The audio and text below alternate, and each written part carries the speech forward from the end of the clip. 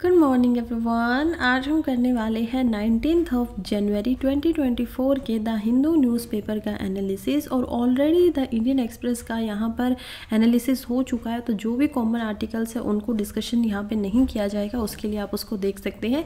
किसी को अगर पीडीएफ चाहिए, जो भी आर्टिकल्स यहाँ पर डिस्कस होने वाले हैं वो पूरे के पूरे यूपीएससी से रेलिवेंट होने वाले हैं। सबसे पहले हर आर्टिकल जो है वो सिलेबस के साथ रेलिवेंट है, किस पेपर में आएगा वो मैं आपको साथ साथ बताती चलूँगी कैसे रेलिवेंस रखता है। और अगर आपको इनके पीडीएफ या इमेजेस चाहिए हैं तो कमेंट बॉक्स के अंदर आपको पहला लिंक मिलेगा यहाँ पर टेलीग्राम चैनल का, जिसको आप जाके ज्वाइन कर सकते हैं। वहाँ डेली बेसिस पे इनको अपलोड कर दिया जाता है। पहले देखते हैं, पहला आर्टिकल लिखा गया है शशि थरूर के द्वारा। बात कर रहे हैं बॉलीवुड इंडियन मीडिया, यानी कि जो इंडियन मीडिया है वो बहुत ही एक डिफ़िकल्ट सिचुएशन के अंदर आई हुई है। क्यों आई हुई है? कुओवैदिस। अब कहाँ इसके आगे क्या होना चाहिए, इसके क्या आउटकम्स होने चाहिए। देखिए, कुओवैदिस या बेलीगुड ये ऐसे शब्द हैं ना जो लैटिन भाषा के शब्द हैं, और इसको सबसे पहले यूज़ किया गया था तो एक प्रीस्ट द्वारा किया गया था, जिसका मीनिंग होता था कि वेयर आर यू गोइंग। तो जो सिचुएशन है इंडियन मीडिया की वो किस तरफ जा रही है और उसको कैसे ठीक करना है, वहीं पर कुछ थरूर जी ने यहाँ पर कंसर्न दिखाए हैं, कुछ यहाँ पर सजेशन दिए हैं। अब हमें बहुत अच्छे से पता है कि मीडिया जो होता है वो डेमोक्रेसी का यहाँ पर 4th पिलर माना गया है, राइट। अगर डेमोक्रेसी को हम एक तरीके से गाड़ी की तरह देख लीजिए, मान लीजिए डेमोक्रेसी जो है वो एक गाड़ी है, तो इस गाड़ी को चलने के लिए 4 पैरों की ज़रूरत है, 4 टायर्स की ज़रूरत है। लेकिन ये जो गाड़ी हमें दिखाई दे रही है ना, कुछ और ही बन गया है गाड़ी की जगह पे, ये जो गाड़ी आपको दिखाई दे रही है इधर, ये गाड़ी हम देख पाएंगे कि 3 पहिए तो यहाँ पर लेजिस्लेचर आ गया, पार्लियामेंट आ गया है। दूसरा हम देख पाएंगे एग्जीक्यूटिव यहाँ पर आ जाते हैं, तीसरा पहिया जुडिशरी आ जाती है, और एक जो 4th पहिया यहाँ पर है वो होती है आपकी मीडिया, लोकतंत्र को बचाने के लिए इनको, क्योंकि ये जिम्मेदार रखते हैं ना इनके प्रति। तो ये चीज़ हमने बचपन से सुनी हुई है कि ठीक है ये बात है। अब इसी के अंदर कुछ नेगेटिव इम्पैक्ट देखे जा रहे हैं जो न्यूज़ की ऑब्जेक्टिविटी को यहाँ पर कम कर दे रहे हैं। जैसे कि सबसे पहले अगर हम देखें कि क्या समस्याओं की बातें की जा रही है, तो हम देख पाएंगे सबसे पहला रीज़न जो यहाँ पर शशि थरूर दे रहे हैं कि कैसे इस जो न्यूज़ कल्चर है ना उसके कल्चर के अंदर कुछ यहाँ पर ड्रॉबैक्स आ गए हैं। इसके ड्रॉबैक्स क्या हैं कि देखिए क्या हो रहा है ना, ब्रेकिंग न्यूज़ का एक कंसेप्ट आ गया है कि ब्रेकिंग न्यूज़। ये जो ब्रेकिंग न्यूज़ का कंसेप्ट है ये कहीं ना कहीं जो एक क्रेडिबिलिटी होती थी इंडियन मीडिया के कल्चर के अंदर, जहाँ पर सेंसिटाइजेशन को ज़्यादा महत्वता दी गई है और क्रेडिबिलिटी को कम कर दिया गया है। सीरियस न्यूज़ की जो ओवर एक्यूरेसी है, सीरियसनेस है, उनको यहाँ पर कम कर दिया। तो इसी वजह से बहुत ही बुरा कल्चर यहाँ पर दिखाई दे रहा है। तो जो ब्रेकिंग न्यूज़ कल्चर है ये इंडियन मीडिया से कम हो जाना चाहिए। पहले हम समस्याओं की बातें कर रहे हैं, अच्छे से देखेंगे कि सोल्यूशन क्या हो सकते हैं। दूसरा यहाँ पर बताया गया है कि कहीं ना कहीं फेक न्यूज़ ज़्यादा चलती हैं। तो फेक न्यूज़ में क्या आता है कि न्यूज़ को वेरीफाई नहीं किया जाता, बस पहले ही सेंसेनाइजेशन देने के लिए कि हम सबसे आगे हैं, टीआरपी लेने के लिए यहाँ पर क्या किया जाता है कि कहीं ना कहीं जो वेरिफिकेशन है वो न्यूज़ की वेरिफिकेशन ढंग से नहीं होती है, जिसकी वजह से जो फैक्ट हैं वो अनचेक्ड रह जाते हैं। ओपिनियन यहाँ पर बायस्ड हो जाते हैं, आप किसी के प्रति बायस होकर ओपिनियन दे रहे हो, और ये सारी चीज़ें कियोस की तरफ लीड करती हैं, मिसअंडरस्टैंडिंग फैलाती हैं समाज में। कियोस यानी कि हम देख पाएंगे कैसे कियोस को फैलाती हैं। और उसके अलावा प्रिंट मीडिया की भी अगर बात करें, प्रिंट मीडिया क्या होती है, जैसे न्यूज़पेपर हो गया, आर्टिकल्स वगैरह हो गए, प्रिंट मीडिया भी स्प्रे के अंदर अब पड़ने लगी है। अब ये जो साइकिल था ना, ये एक शिकार जो था, जाल था, उसमें प्रिंट मीडिया भी आने लगी हैं। कहीं ना कहीं वो भी अपनी कैपेबिलिटी को, अपने डेप्थ को, जो गहराइयाँ होती थी किसी चीज़ का एनालाइज करने के लिए, उसको प्रिंट मीडिया भी खोता जा रहा है। फिर हम आगे बढ़ते हैं, देखते हैं ठीक है और क्या प्रॉब्लम्स है। फिर हम देखते हैं कि जो एक फ्री मीडिया की एसेंस होती है ना डेमोक्रेसी के अंदर, उसका भी डिक्लाइन देखने को मिल रहा है। तो फ्री मीडिया का डिक्लाइन दिखाई दे रहा है। ये क्या है? डिक्लाइन है। अब ऐसा क्यों बोला जा रहा है? क्योंकि मीडिया को लोकतंत्र में स्ट्रॉन्ग बनाए रखने के लिए उसको एक तरीके से फ्रीडम दी गई है कि आप कुछ भी लिख सकते हो। इवन अगर हम डेमोक्रेसी में देखें तो हमें ये समझ में आता है कि डेमोक्रेसी के अंदर मीडिया, फ्री मीडिया जो होती है वो एक तरीके से ऑक्सीजन की तरह काम करती है, ऐसा यहाँ पर ऑथर पर बताते हैं कि अगर मान लीजिए डेमोक्रेसी माइन के अंदर है यहाँ पर, तो उसमें मीडिया एक तरीके से ऑक्सीजन की तरह काम करेगी और सिटीजन्स को ये अनेबल करेगी कि उनकी जो चॉइसेस होंगी वो किसको यहाँ पर एज अ मंत्री, एज अ अपना रिप्रेजेंटेटिव बनाना चाहते हैं, वो उनको इन्फॉर्म चॉइसेस देगी। और ये जो इलेक्टेड ऑफिशियल्स हैं उनके एक्शंस वो ठीक हैं, अपनी अकाउंटेबिलिटी को बनाए हुए हैं या नहीं बनाए हुए हैं, उनको भी यहाँ पर स्क्रूटिनाइज करती है, उनके ऊपर भी एक जो कड़ी नज़र होती है उसको बनाए रखती है, जो कि एक अच्छा काम होना चाहिए। लेकिन अब ये डिक्लाइन हो रहा है, और जब ये फ्रीडम डिक्लाइन हो रही है तो इसके साथ साथ यहाँ पर हम डेमोक्रेटिक वैल्यूज़ का भी डिक्लाइन देख पाएंगे। फिर हम देखते हैं कि एक बेटर जर्नलिज्म करने के लिए यहाँ पर क्या पाथ हो सकता है। तो पाथ क्या रास्ता है कि जो जर्नलिज्म है उसको थोड़ा सा अब बेटर बनाया जा सके दोबारा से।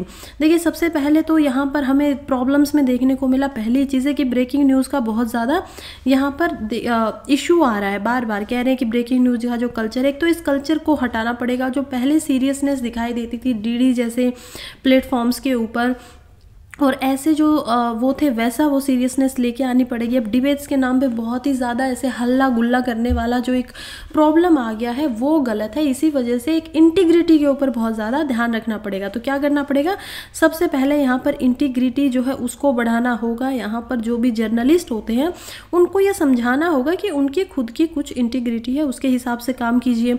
दूसरा, हम देख पाएंगे कि फैक्ट को चेक करना पड़ेगा, तो फैक्ट की वेरिफिकेशन होनी चाहिए। जब भी आप कोई भी न्यूज़ यहाँ पर बना रहे हो, प्रोड्यूस कर रहे हो, तो ऐसा ना हो जाए कि फेक न्यूज़ हो जाए। इसी वजह से फैक्ट को पहले अपने तरीके से अच्छे से वेरीफाई कर लीजिए। तीसरा, यहाँ पर एक डाइवर्स पर्सपेक्टिव होना चाहिए। ऐसा नहीं होना चाहिए कि कोई एक इंसान है वो एक ही तरीके से सोच रहा है और आप उसी पर्सपेक्टिव को यहाँ पर बार बार दिखा रहे हो। तो ये सारी चीज़ें भी कहीं ना कहीं गलत है। वो ओपिनियन नहीं देती है, चॉइसेस नहीं छोड़ती है। यहाँ पर न्यूज़ रूम के अंदर लोगों के पास बिल्कुल भी चॉइसेस नहीं रह पाती है कि वो अलग तरीके से भी कुछ सोच सकें। फिर यहाँ पर है कि जो ऑडियंस है, जो जनता यहाँ पर है, उनके साथ में इंटरेक्शन मेंटेन करना चाहिए। तो ऑडियंस के साथ क्या होना चाहिए, बातें होनी चाहिए, चाहे वो मैसेजेस के थ्रू हो, और जो फीडबैक होना चाहिए वो फीडबैक यहाँ पर लगातार लेते रहना चाहिए इंटरेक्शन के माध्यम से। तो ये करना बहुत ही ज़्यादा ज़रूरी है। ऑडियंस क्या देगी, फीडबैक देगी, और उनका जो फीडबैक होगा उसके ऊपर काम भी करना चाहिए। क्योंकि अब ऑडियंस जो वो काफ़ी ज़्यादा जैसे मीडिया को कहीं ना कहीं गलत तरीके से नामों से बोलना शुरू कर दिया है लोगों ने, और ऐसी ऐसी टर्मोलॉजी आ गई है जो कभी मीडिया के लिए सोची भी नहीं गई थी। इसमें गोदी मीडिया जैसे वर्ड्स का यूज़ किया जाता है, तो ये गलत है। आप फीडबैक को लीजिए और उसकी वजह से आप पब्लिक के साथ एक ट्रस्ट वर्दी जो रिश्ता है उसको बना के रखिए। आगे क्या किया जा सकता है, 5वें नंबर पर, 5th यहाँ पर सोल्यूशन हो सकता है कि जो ओनरशिप है, कि मीडिया की ओनरशिप जो होगी उसको कौन रेगुलेट करेगा।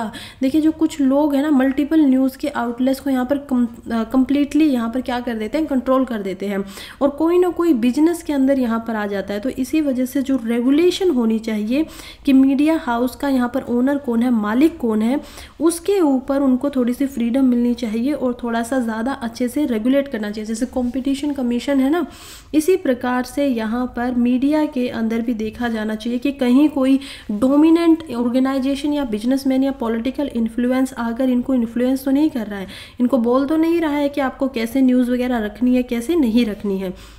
और एट द एंड हम देख पाएंगे कि एक सिंगल ओवरसीयर बनाना चाहिए मीडिया ऑर्गेनाइजेशन के लिए, यानी कि सिंगल, जैसे मैंने कंपटीशन को आपको समझाया था इंडियन एक्सप्रेस के अंदर, तो हम समझते हैं ऐसी कोई रेगुलेटिंग बॉडी जो होगी ना वो बहुत अच्छे से, एक सिंगल सुपरवाइजरी बॉडी होनी चाहिए मीडिया के लिए, जो कंपनीज वगैरह के ऊपर नज़र रखे और उनकी जो लिमिट है कि वो कितना यहाँ पर पावर को इन्फ्लुएंस कर सकते हैं मीडिया के ऊपर, पॉलिटिकल एंट्रीज की, उसके ऊपर बहुत अच्छे से लिमिट रखे, प्लस नज़र रखे, मॉनिटरिंग करें।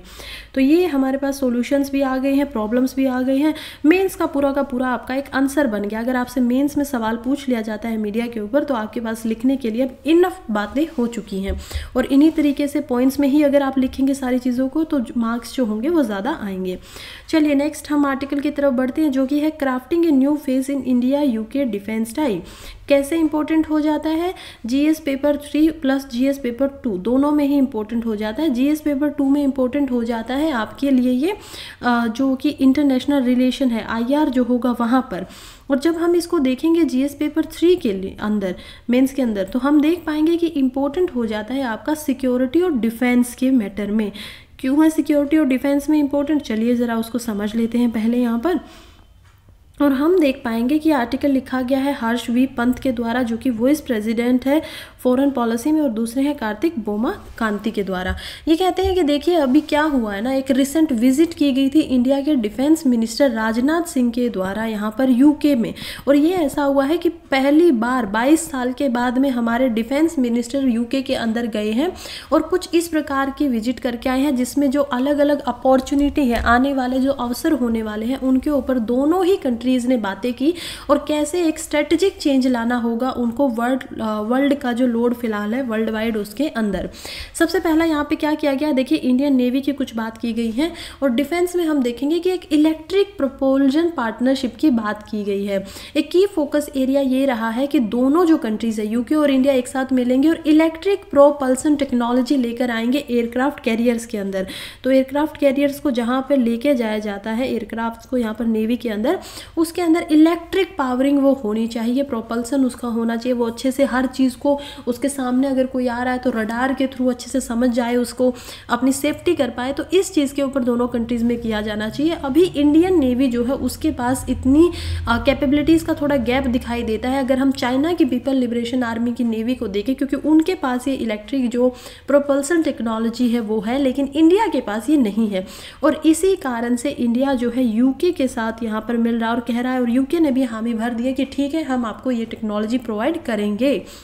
फिर हम देखते हैं कि जो ये एंगेजमेंट हो रहा है ना यूके और इंडिया के अंदर, गवर्नमेंट के अंदर, दोनों ही यहाँ पर इंडियन नेवी को जो इलेक्ट्रिक प्रोपल्शनल टेक्नोलॉजी है उसको देने के लिए तैयार हो गए। और इस टेक्नोलॉजी का एडवांटेज ये होगा, फ़ायदा ये होगा कि जो ये सिग्नेचर होते हैं ना वारशिप्स के अंदर जो प्रॉब्लम्स आती है उनको एक तो रिड्यूस कर देंगे, दूसरी बात ये उनकी स्टिल्थ कैपेबिलिटी, यानी कि वो कितना ज़्यादा लड़ सकते हैं, कितना चल सकते हैं, स्पीड क्या रहेगी, उन कैपेबिलिटीज़ को, क्षमताओं को बढ़ा देगा। और कहीं ना कहीं एक इलेक्ट्रिकल पावर जनरेशन जो है उसकी अदर सिस्टम के हिसाब से जो कि पानी में ही वो बना रहा है तो उसको भी ये बढ़ा देगा, इंक्रीज कर देगा। फिर क्या और बातें बताई गई, हमें पहला समझ में आ गया है कि यहाँ पर क्या किया जा रहा है, इलेक्ट्रिक प्रोपल्शन टेक्नोलॉजी EPTG को दिया जा रहा है इंडिया में।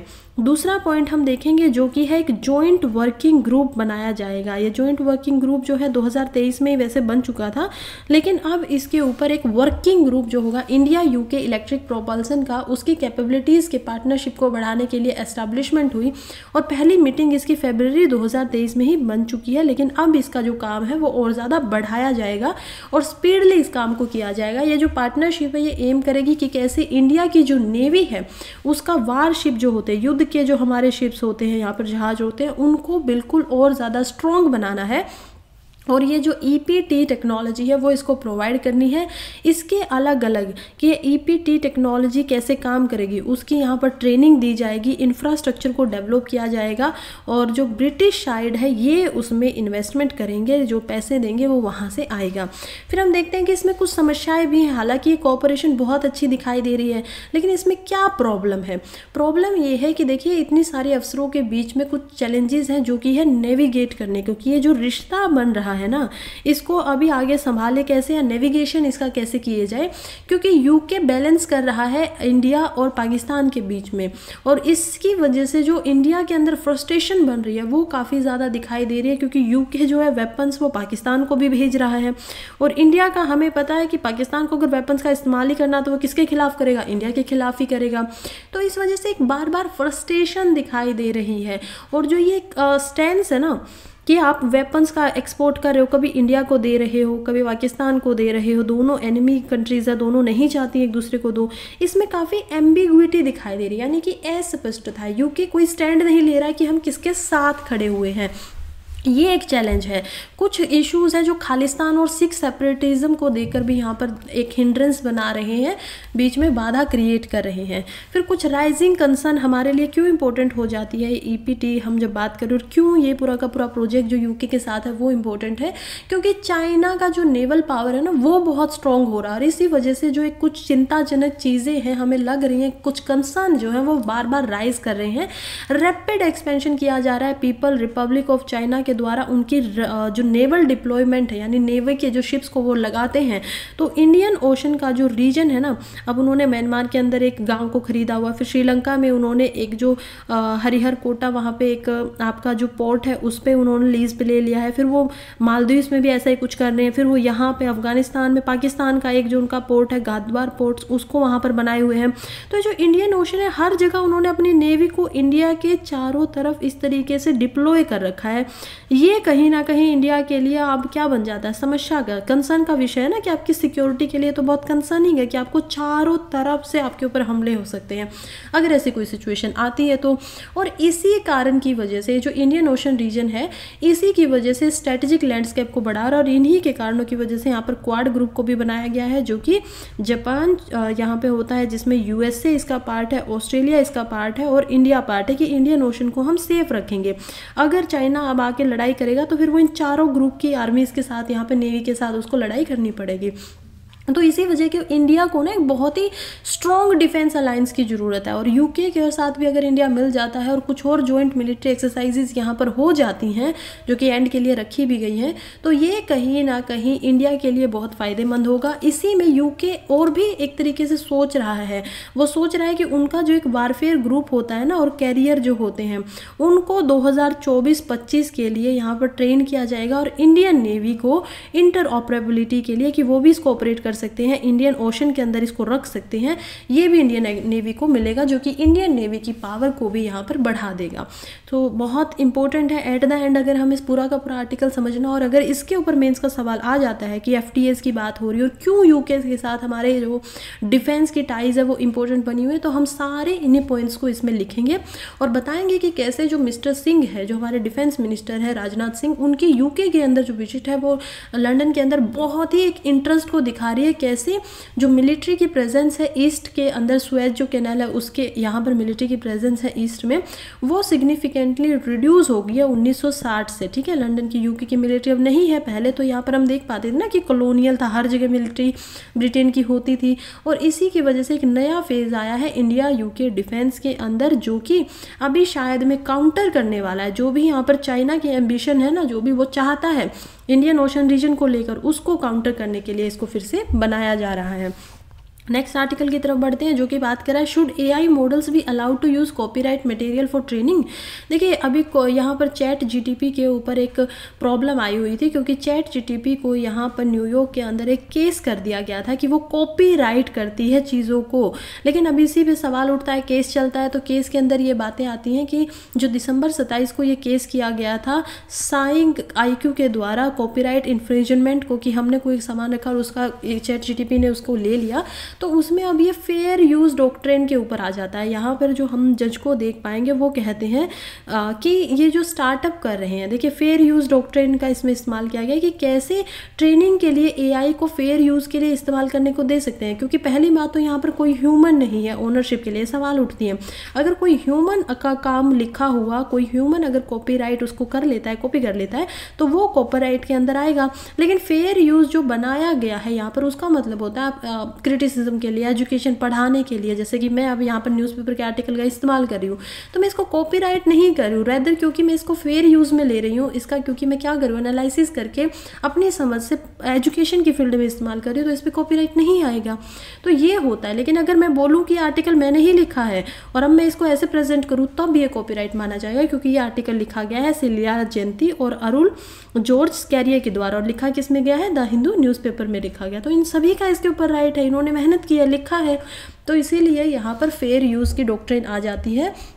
और एट द एंड में हम सोच पाएंगे कि इसमें बार बार यही दिया गया है। अभी हमें इस पर बहुत ज़्यादा बढ़ने की ज़रूरत नहीं है, क्योंकि अभी तक कोई इस तरीके से इसमें जो आपका केस है उसके अंदर कोई यहाँ पर वर्डिक्ट नहीं आई है कि क्या है। लेकिन जस्ट ये बोला जा रहा है कि ट्रेनिंग पर्पज़ से इनको इस्तेमाल कर देना चाहिए। दोनों ऑथर का यही मानना है कि उनको इस्तेमाल करने देना चाहिए, क्योंकि इससे एट द एंड जो ह्यूमैनिटी है उसी का ज़्यादा फ़ायदा दिखाई दे रहा है। नेक्स्ट आर्टिकल की तरफ बढ़ते हैं, जो कि साइंस एंड टेक्नोलॉजी से है। और इसी कारण से, क्योंकि ये साइंस एंड टेक्नोलॉजी में द हिंदू न्यूज़पेपर इतना अच्छा है प्लस एनवायरनमेंट के अंदर, कि इंडियन एक्सप्रेस इसकी जो मैं बोलूँ कि कंपैरिजन कर ही नहीं पाता है, इसके कॉम्पिटेबल हो ही नहीं पाता है। इसी वजह से मैं आप लोगों के लिए इसको लाती हूँ। तो सबसे पहले हम देखेंगे कि सैटेलाइट ट्रैक कैसे करती है किसी भी वेदर को। देखिए यहाँ पर हमारे पास रीडिंग वेदर मैप्स हैं कि कैसे एक रीडिंग की जाती है वेदर की।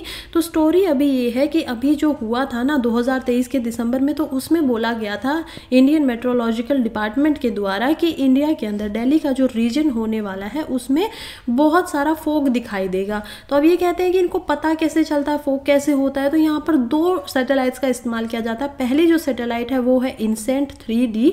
ये 3D देखिए, इसको आराम से समझिए। इनसेंट का मतलब यहाँ पर का मतलब होता है इंडिया। आगे आप समझेंगे। तो वेदर के लिए अभी फिलहाल सबसे एडवांस हमारी सैटेलाइट्स है जिनका हम इस्तेमाल करते हैं। और सेट का मतलब होता है सैटेलाइट। तो ये 2 सैटेलाइट्स, एक इनसेंट 3D है, दूसरी यहाँ पर हमारे पास है इनसेट 3DR। ये दोनों सैटेलाइट्स जो है वो जियो स्टेशनरी ऑर्बिट के अंदर हैं। अब ये जियो स्टेशनरी ऑर्बिट क्या है, चलिए समझते हैं। देखिए यहाँ पर अर्थ हमारे कुछ इस तरीके से दिखाई देती है, ठीक है, अर्थ का खुद का। और यहाँ पर 3 हम अर्थ के ऑर्बिट देख पाएंगे। एक जो अर्थ का ऑर्बिट होता है वो बहुत नज़दीक होगा, ट्रोपोस्फेयर के अंदर बहुत ही कम होगा, 10 से 15-20 किलोमीटर के, यहाँ पर 100 किलोमीटर तक वो जा सकता है, जिसको लो ऑर्बिट बोला जाता है। फिर हम मीडियम ऑर्बिट में यहाँ पर चले जाएंगे और एट द एंड हम जाते हैं जियो स्टेशनरी ऑर्बिट के अंदर। ये जो 3rd ऑर्बिट होता है ना, इसकी अगर मैं बात करूँ कि डिस्टेंस है कितना अर्थ से लेकर यहाँ तक, तो यहाँ तक ये 36,000 किलोमीटर दूर आने पर जियो स्टेशनरी ऑर्बिट इसको बोला जाता है। जियो स्टेशनरी भी बोल सकते हैं या फिर इसको जियो साइनेंसिंग भी बोल सकते हैं। क्यों? क्योंकि ये जो ऑर्बिट होगा इसमें यहाँ पर एक सैटेलाइट छोड़ी जाएगी। मान लीजिए यहाँ पर हमने इनसेट को छोड़ दिया है। अब इनसेट क्या है, एक सैटेलाइट है जो क्या काम करती है, इंडिया के बिहाफ पे वेदर का ध्यान रखती है। और ये इंडिया के बिहाफ पे वेदर का ध्यान जो रख रही है उसको कौन देखता है, इंडियन मेट्रोलॉजिकल डिपार्टमेंट यहाँ पर देखेगा। कुछ इस प्रकार से ये सैटेलाइट हमें दिखाई दे रही है, ठीक है, इस प्रकार से दिखाई दे रही है। ये ऊपर की तरफ यहाँ पर सैटेलाइट है। अब ये सैटेलाइट काम कैसे करेगी उसको समझने से पहले हमें ये समझना पड़ेगा कि ये जियो स्टेशनरी मैटर क्या है। अब जब यहाँ पर अर्थ एक गति से घूमेगी तो ये सैटेलाइट भी यहाँ से आकर यहाँ पर आ जाएगी और सेम अर्थ की स्पीड के साथ, जितनी अर्थ की स्पीड है 365 दिन के अंदर वो एक पूरा राउंड लगाती है यहाँ पर अपने एक्सिस के ऊपर। तो हम देख पाएंगे कि वो सन के राउंड जैसे जैसे घूमती जा रही है वैसे ही ये सैटेलाइट भी सेम स्पीड से यहाँ पर घूम रही है। और अगर आप कभी किसी ट्रेन में गए हो और आपको दिखाई देता है कि जब आपकी ट्रेन फास्ट जाती है तो हमें लगता है कि जो पेड़ पौधे हैं वो क्या कर रहे हैं, पीछे की तरफ भाग रहे हैं, राइट। लेकिन जब आपकी स्पीड और जो कोई दूसरा व्हीकल चल रहा है उसकी स्पीड एक साथ चल रही हो तो आपको लगेगा, कुछ मेट्रो वगैरह बसेस वगैरह कभी कभी 2 व्हीकल्स, तो आप लगेगा दोनों ही यहाँ पर रुके हुए हैं, एक साथ है, रुके हुए स्टेशनरी चीज़ें हैं। क्योंकि हमारी आंखें जो होती हैं वो इस तरीके से हमारे साथ दिखाती है हमें कि दोनों ही चीज़ें यहाँ पर एक जगह पर रुकी हुई हैं, क्योंकि वो स्पीड में कोई डिफरेंस नहीं है। इसी वजह से इसको भी जियो स्टेशनरी बोला जाता है। क्योंकि जितनी स्पीड से अगर 1 इंच यहाँ पर अर्थ हिलेगी उस समय में तो 1 ही इंच यहाँ पर सैटेलाइट भी हिलेगी, क्योंकि ये ऑर्बिट ही ऐसा, इस ऑर्बिट में जो स्पीड होगी चलने की वो सेम होगी अर्थ के बराबर।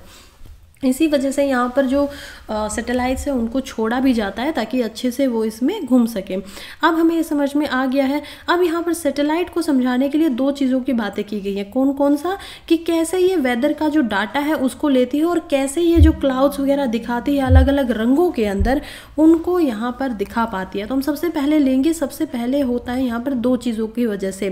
पहला जो होगा वो है यहाँ पर सरफेस की वजह से, कि जो सरफेस की रेडिएशन होती है उनका ये इस्तेमाल करती है। क्योंकि ये जो डाटा दिखाई दे रहा है ना, मैप दिखाई दे रहा है, ये नाइट का मैप है, रात का मैप है। और रात में ये अलग अलग कलर्स में ऐसा कैसे दिखा पा रही है वो हमें समझना पड़ेगा। दूसरा यहाँ पे रीज़न होता है रेडिएशन का, ठीक है, टेम्परेचर का जो रेडिएशन है उसका यहाँ पे रीज़न होता है। तो सरफेस रेडिएशन क्या बोल रहे हैं, देखिए ये जो इनसेंट सैटेलाइट्स है ना, अब इनका क्या करना होता है, इनको रडार इनके अंदर डाला गया है। और रडार का रेडिएशन का मतलब होता है कि ये ऊपर से जैसे कैमरा काम करता है वैसे ये सैटेलाइट्स काम करेंगे। क्योंकि पहले ये रेडिएशन भेजेंगी अर्थ के ऊपर और रेडिएशन से ये उसको फोटो करती रहेंगी, फोटो लेती रहेंगी, उसका बार बार फोटो करके और इंडियन मेट्रोलॉजिकल डिपार्टमेंट पे भेजती रहेंगी। ये इनका काम है। और अब हम देख पाएंगे कि सरफेस रेडिएशन क्या होता है। सरफेस रेडिएशन होता है कि अभी आप यहाँ पे एक ज्योग्राफी के कंसेप्ट को समझिए, थोड़ा सा दोबारा से हम आते हैं इधर की तरफ में।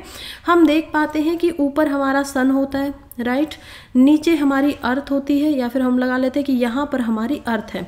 अब अर्थ भी है वो थोड़े एक जैसी तो नहीं है, जैसे कि अर्थ के ऊपर स्नो दिखाई देती है, हालांकि अब मैं वाइट कलर से इसको नहीं दिखा पाऊंगी, तो इसी वजह से हम थोड़ा सा यहाँ पर कोशिश करते हैं कि ग्रीनिश कलर हो जाए तो उससे स्नो दिख पाए। तो हम देखते हैं कि यहाँ पर एक स्नो है। कुछ जगह ऐसे हैं जहाँ पर अर्थ के अंदर बहुत ही ओशन दिखाई देते हैं, इसलिए अर्थ को क्या बोला जाता है, ब्लू प्लेनेट बोला जाता है, कि ओशन है, पानी वगैरह है। फिर कुछ जगह ऐसी हैं जहाँ पर बहुत सारे पेड़ पौधे, प्लांट्स हैं, फॉरेस्ट वगैरह हैं, ये सारी चीज़ें हमें अर्थ पे दिखाई देती है। कुछ जगह पे डेजर्ट होते हैं। अब हम देख पाएंगे डेजर्ट का एरिया है मान लीजिए। अब हम देखते हैं कि जब सन से रेज आती हैं, तो सन से जो रेज आती है ना, वो रेज होती है शॉर्ट फॉर्म में। अब वो रेज आ रही है अर्थ के ऊपर शॉर्ट फॉर्म के अंदर, और वो रेज जब अलग अलग जगह पर पड़ती हैं, डेजर्ट में पड़ रही हैं, तो मान लीजिए वो बहुत ही ज़्यादा 90% तक, वो 70 से 80% तक का वो इन रेज को वापस भेज देता है, जिसको बोलते हैं सरफेस रेडिएशन। और ये कैसे वापस भेजता है, लॉन्ग वेव्स में। फिर हम देखते हैं ओशन पे जब ये वेव्स आती हैं, तो ओशन इनको, क्योंकि ओशन बहुत गहरे हैं, तो 90% तक यहाँ पर क्या कर लेते हैं, 90 से 95% तक अपने अंदर रख लेते हैं। और अगर यहाँ पर मान लीजिए 90 रेज आए हैं, तो उनमें से क्या करेंगे, 10 रेज को लॉन्ग वेव्स में वापस भेज देगा, काफ़ी कम भेजेगा। जब ये स्नो के ऊपर आएगा, तो हमें पता है कि स्नो के अंदर रिफ्लेक्शन बहुत ज़्यादा है, तो स्नो क्या करेगी, बहुत ज़्यादा अमाउंट को, ये 90 से 95% अमाउंट को वापस भेज देगी, सिर्फ 10% ही अपने पास रखेगी। ये उससे अलग वाटर क्या कर रहा है, ओशन क्या कर रहा है, 90% अपने पास रख रहा है। जब ये ग्रीन प्लांट्स के ऊपर आती है ना, तो ग्रीन प्लांट्स 60 से 70% खुद इसमें फोटोसिंथेसिस में यूज़ कर लेते हैं और बचे हुए को वापस भेज देते हैं।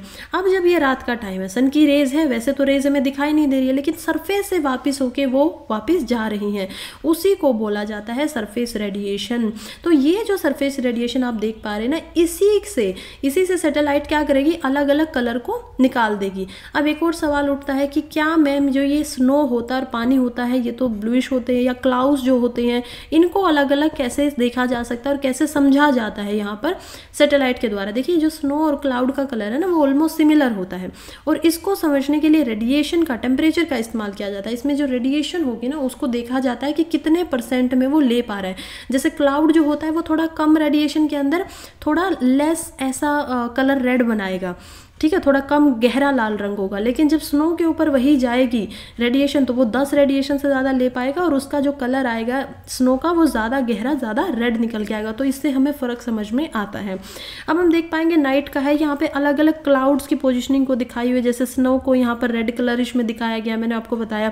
फिर अगर हम चलते हैं कि क्लाउड को, तो वो थोड़ा सा कम ऐसा है, लो मिल्ड क्लाउड है। देखिए ये ज़्यादा रेड नहीं है, बहुत ही कम रेडिश दिखाई दे रहा है। तो इसी तरीके से इसको अच्छे से दिखाया जाता है। ओशन को हम देख पाएंगे पूरा ब्लू कलर से, यहाँ पर इंफ्रा रेड जो हम भेज रहे हैं, इसमें रेड भी होती हैं, जो रेडिएशन इंफ्रा रेज हम भेजते हैं रेडिएशन के थ्रू, तो इसमें रेड हम देख पाएंगे, ग्रीन देख पाएंगे, और यहाँ पर ब्लू देख पाएंगे। 3 कलर्स को हम मोस्टली यहाँ पर देख पाते हैं। फिर क्लाउड्स को देखिए कैसे यहाँ पर क्लाउड्स जो है वो अलग अलग क्लाउड्स दिखाए गए हैं। कोई मीडियम क्लाउड्स हैं, यहाँ पर लो क्लाउड्स को दिखाया गया, वो लिटिल यहाँ पर और कम रेड कलर से दिखाई दे रहे हैं। तो ये इन्हीं सभी टेक्निक की तरफ से इसको समझा जाता है। आई होप आपके लिए साइंस एंड टेक्नोलॉजी के लिए भी प्रीलिम्स में कोई सवाल इससे आप गलत नहीं करेंगे, और मेंस के लिए भी हम इसके लिए रेडी हो चुके हैं। चलिए नेक्स्ट हमारा आर्टिकल है, जो कि है the importance of A periodic testing for human papilloma virus. देखिए बहुत इंपॉर्टेंट आर्टिकल हो जाता है, और लगातार बहुत बार आ भी चुका है। पैपिलोमा वायरस किस चीज़ के लिए है, HPV, अब से हम इसको बोलेंगे HPV यहाँ पर होता है वुमेन्स के अंदर, वैसे मेल्स में पाया जाता है, और जो भी वुमेन यहाँ पर सेक्सुअली एक्टिव हैं वो कभी ना कभी एक बार तो ज़रूर इस वायरस के साथ में आई होंगी। लेकिन इसकी एक अच्छी बात ये है कि हमारा इम्यून सिस्टम अगर स्ट्रॉन्ग है तो वो ऑटोमेटिकली इसको क्लियर कर देता है। ये होता कहाँ है और इसका कारण क्या है, देखिए जब भी ये वायरस आता है ना, आप सेक्सुअली आपके जो रिप्रोडक्टिव ऑर्गन्स होते हैं उनके अंदर ये चला जाता है, और फीमेल की जो वजाइना होती है, और वजाइना से पहले क्या होता है, यहाँ पर वजाइना के डायरेक्ट ऊपर सर्वेक्स होता है, और सर्वेक्स के ऊपर यूट्रेस होती है। नीचे हम देख पाएंगे वजाइना होगी, इधर यहाँ पर ओवरीज होंगी। तो ये वजाइना के अंदर जब सर्विक्स में पहुंचता है ना, तो सर्विक्स के अंदर ये वायरस यहाँ पर कैंसर बना देता है, जिसको बोला जाता है सर्विकल कैंसर। और ब्रेस्ट कैंसर के बाद में इंडिया के अंदर सेकंड नंबर पे सबसे ज़्यादा जो कैंसर है वो यहाँ पर पाया जाता है सर्विकल कैंसर वुमेन्स के अंदर में। तो ये कैंसर, वैसे ये सबसे ऐसा कैंसर है जिसको अगर टाइमली पता चल जाए तो सबसे ज़्यादा इसको ट्रीट भी किया जा सकता है, इसको ठीक भी किया जा सकता है। और इसी वजह से ये क्या होता है, ये कैंसर जो होता है इसका टाइमली डिटेक्ट करना बहुत इंपॉर्टेंट हो जाता है। अगर कुछ डाटाज दिए गए हैं, जैसे कि 2022 का यहाँ पर डाटा है कि इंडिया के अंदर लगभग 1.25 लाख औरतें ऐसी हैं जिनको इस कैंसर से डायग्नोस्ड किया गया, और उसके बाद 75,000 से ज़्यादा औरतों की यहाँ पर मौत हो गई, क्योंकि ठीक टाइम के ऊपर इसका जो डायग्नोसिस था वो नहीं किया गया था, डिटेक्ट नहीं किया गया इसको पहले। इसको बचने के लिए आपको एक नया इंडिया के अंदर ऑस्ट्रेलिया से अलग अलग कंट्रीज से प्रभावित होकर एक यहाँ पर प्रोग्राम लाया जा रहा है, नेशनल लेवल का इम्यूनाइजेशन प्रोग्राम, जिसके अंदर जो छोटी बच्चियाँ होती हैं 9 से लेकर 15 साल की जो वुमन होंगी, जो सेक्सुअली एक्टिव नहीं हैं, जो अभी तक इस वायरस के प्रकोप में नहीं आई है, उनको यहाँ पर वैक्सीन लगाई जाएंगे। सभी स्कूल्स के थ्रू यहाँ पर उनका वैक्सीनेशन कराया जाएगा। 2 डोज लगती हैं फिलहाल के लिए, यहाँ पर 2 डोज हैं हमारे, 2 वैक्सीन भी हैं हमारे पास। एक वैक्सीन है जो कि है गार्डियल नाम से, जो कि सिक्किम के अंदर पूरी स्टेट में सबसे पहले 2017 में ही इसको इम्प्लीमेंट कर दिया गया है, 2019 के अंदर। दूसरी जो वैक्सीन है वो वैक्सीन अभी आई है जो कि सर्वेसिक है, और ये सर्वेसिक जो वैक्सीन है ये बनाई है सीरम इंस्टीट्यूट ऑफ इंडिया के द्वारा, जो कि बेंगलुरु के अंदर है, जिन्होंने कोवैक्सीन को भी यहाँ पर बनाया था। तो हम देख पाएंगे कि ये जो वैक्सीन बनाई गई है इनमें से 2 डोजेज लगनी ज़रूरी होती है। अगर कोई बच्ची बहुत छोटी है, 6 महीने के अंतरकाल के बीच में, ऐसा नहीं होना चाहिए कि आप दोनों डोजेज एक साथ लगा दो। और सीरम इंस्टीट्यूट की जो डोजेज है वो कमर्शियल भी अवेलेबल है। ये जो डोज लगेंगी वो फ्री लगेंगी सभी बच्चियों को। लेकिन जब ये आप अगर प्राइवेट में जाके आप मान लीजिए अडल्ट हो चुके हैं, 18 प्लस हो चुके हैं आप सभी, तो आप इनको जाके ले सकते हो। एक वैक्सीन जो होगी वो 2000 रुपये की यहाँ पर कॉस्ट करती है। अगर आपको कोई एक वायरस से आप लोग आ भी गए तो इसके बहुत सारे स्ट्रेन होते हैं। ये वायरस सिर्फ एक जैसा नहीं है, जैसे कोविड वायरस म्यूटेंट करता है ना, अलग अलग वायरस आते हैं कोविड के, उसी तरीके के इसके भी बहुत सारे स्ट्रेन्स को देखा गया है, बहुत सारे म्यूटेशन को, जो अलग अलग खतरनाक लेवल पे यहाँ पर होते हैं, और उनसे आपका बचाव हो सकता है अगर आप इस वैक्सीन को ले सकते हो। लेकिन अगर 40 प्लस आपकी आयु हो गई है तो ये वैक्सीन आपके ऊपर काम नहीं करेंगी। अब आपको क्या करना चाहिए, इतनी ज़्यादा वैक्सीन लेने की बजाय आपको हर 5 साल के बाद यहाँ पर DNA अपना सिक्वेंसिंग कराना चाहिए सर्विक्स का, कि वो किस तरीके से काम कर रही है, ठीक तो नहीं है। हर 1 साल के अंदर, 2 साल के अंदर आपको अपने जो गायनेकोलॉजिस्ट होते हैं उनके पास जाना चाहिए, दिखाना चाहिए कि ऐसा कोई हमें सिम्टम्स तो नहीं है, टेस्ट वगैरह करवाना चाहिए। अब हम देखते हैं कि क्या पहली बार ऐसा हो रहा है जब इंडिया के अंदर ये किया जा रहा है इम्यूनाइजेशन प्रोग्राम पूरे नेशनल लेवल पे। देखिए ऐसा नहीं है। 2013 में इंडिया के अंदर एक इंटरनेशनल यहाँ पर NGO टाइप में था जो कि एक वैक्सीन को लेके आता है यहाँ पर USA से, और उन्होंने इसको इम्प्लीमेंट करते हैं गुजरात के अंदर। सबसे पहले गुजरात में लगाया जाता है, लेकिन उस वैक्सीन की वजह से यहाँ पर 13 लड़कियों की डेथ हो जाती है, और इसी वजह से ये मुद्दा जो है वो यहाँ पर क्रिटिसाइज़ किया जाता है। पार्लियामेंट की स्टैंडिंग कमेटी के पास ये मुद्दा जाता है। उसके बाद में क्रिटिसिज्म आता है ICMR का भी, Indian council of medical research की, उन्होंने ढंग से ऐसे कैसे परमिशन दे दी बिना सब चीज़ों को जांचे हुए, और इसी वजह से इस पर रोक लगा दी जाती है। लेकिन ऑस्ट्रेलिया का सक्सेसफुल मॉडल देखने के बाद में अब फिर से दोबारा से यहाँ पर इम्प्लीमेंट किया जा रहा है।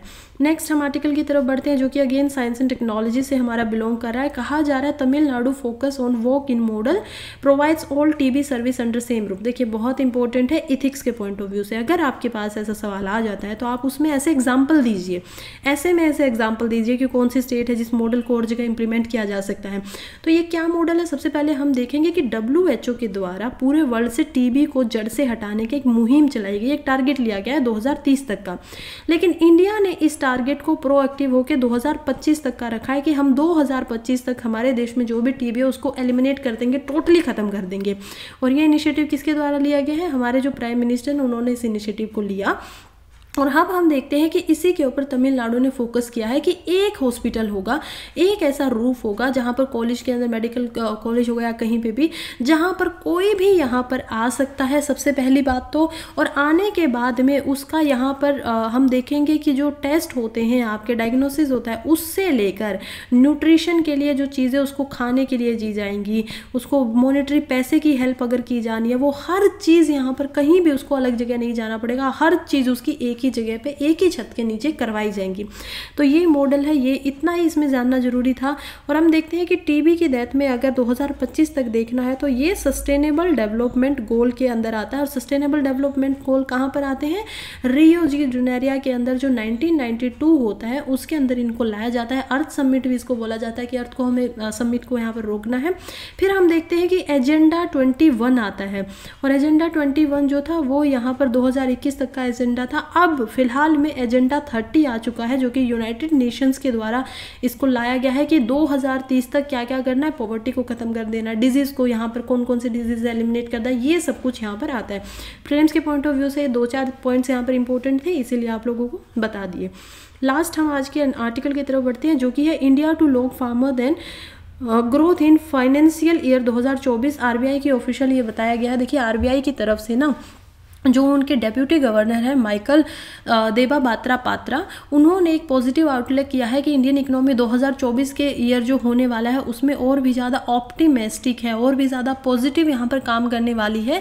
और इसमें एक शिफ्ट दिखाया गया है कि कैसे जो आज के टाइम पे इंडिया की पीपल है वो कंजप्शन की तरफ से, या जो चीज़ों को वो कंज्यूम करते रहते हैं उससे शिफ्ट करके इन्वेस्टमेंट की तरफ जा रहे हैं। और जब वो इन्वेस्ट करेंगे तो ऑटोमेटिकली यहाँ पर क्या होगा, इकोनॉमी में ज़्यादा पैसा आएगा, ज़्यादा पैसा आएगा तो ग्रोथ ज़्यादा होगी, इंफ्रास्ट्रक्चर प्रोजेक्ट ज़्यादा बनेंगे, प्रोजेक्ट ज़्यादा बनेंगे तो काम ज़्यादा होगा, एम्प्लॉयमेंट ज़्यादा बनेगा। तो ये सारा का सारा जो चीज़ है, जो कैपिटल एक्सपेंडिचर होगा यहाँ पे कैप एक्स जो बनेगा वो भी यहाँ पर कहीं ना कहीं ज़्यादा बढ़ेगा, जिससे प्राइवेट इन्वेस्टमेंट के अंदर भीड़ होगी और वो चीज़ हमारी जीडीपी को भी बढ़ाएगी, ग्रोथ को भी बढ़ाएगी। फिर यहाँ पर कुछ इंक्रीज़ हो सकता है कि थोड़ा बहुत इंक्रीज़ महंगाई में देखने को मिल सकता है। जैसे कि सीपीआई का डाटा अगर हम देखते हैं कंज्यूमर प्राइस इंडेक्स का, तो हम देख पाते हैं कि दिसंबर में ये डाटा 5.6 था, लेकिन कोविड के तुरंत बाद ये 7% तक पहुंच चुका था, और हम उसको कब करके 5.6 तक ले आए हैं, जो कि समय जो एक सीमा होती है, यहाँ पर एक लिमिट बनाई गई है 2 से लेकर 6 के बीच की इन्फ्लेशन के टारगेट के, उसके बीच में है, तो कोई बड़ी बात यहाँ पर है नहीं। 2025 के लिए भी यहाँ पर बोला गया है आरबीआई के ऑफिशियल्स के द्वारा कि कैसे जो गोल होगा 2024-25 का, उसमें यही ध्यान में रखा जाएगा कि कैसे ग्रोथ जो है उसके मोमेंटम को ज़्यादा बढ़ाया जा सके। कम से कम ये 7% के रेट से बढ़ती रहनी चाहिए, जो कि आईएमएफ भी बोल चुका है, वर्ल्ड बैंक जो है उनके द्वारा भी यहाँ पर बोला जा सकता है कि इंडिया की जो ग्रोथ होने वाली है वो 7% से ज़्यादा अच्छे से होगी। अब इसको हमें 7% से 2030 तक का 45 तक का डाटा है कि इसको 15% तक का हमें कन्वर्ट करना है। अगर इसी स्पीड में हम चलते रहते हैं तो 2 साल के अंदर 2025 तक इसको बढ़ाया जा सकता है। जैसे चाइना के मॉडल के ऊपर यहाँ पर एक बार आर्टिकल आया था न्यूज़पेपर में कि चाइना के मॉडल की तरह इसके ऊपर हमें इन्वेस्टमेंट करना चाहिए। चलिए यहीं पे आज का हमारा जो न्यूज़पेपर है वो ख़त्म हो जाता है। थैंक यू सो मच जो भी अभी तक जुड़े हुए हैं। अगर आप डेली ऐसे एनालिसिस करना चाहते हैं, सुनना चाहते हैं, करंट अफेयर की जो मैगजीन होती है मंथली बेसिस पे, या फिर PYQs होंगे आपके जिनका यहाँ पर आपको एनालिसिस मिलेगा, और मैं दावे के साथ कह सकती हूँ कि जो PYQs का एनालिसिस आपको यहाँ पर मिलेगा उतने डिटेल में कहीं पर भी किसी भी किताब में किसी भी यूट्यूब चैनल आपको प्रोवाइड नहीं करवा पाएगा। एटलीस्ट जितना मुझे पता है उस हिसाब से तो नहीं मिलेगा। तो सब्सक्राइब कर लीजिए चैनल को, लाइक कर दीजिए वीडियो को पसंद आए तो, और टेलीग्राम के चैनल पर जाके ज्वाइन हो जाइए अगर इन सभी का PDF आपको चाहिए है तो। Thank you, all the best, पढ़ते रहिए, आगे बढ़ते रहिए।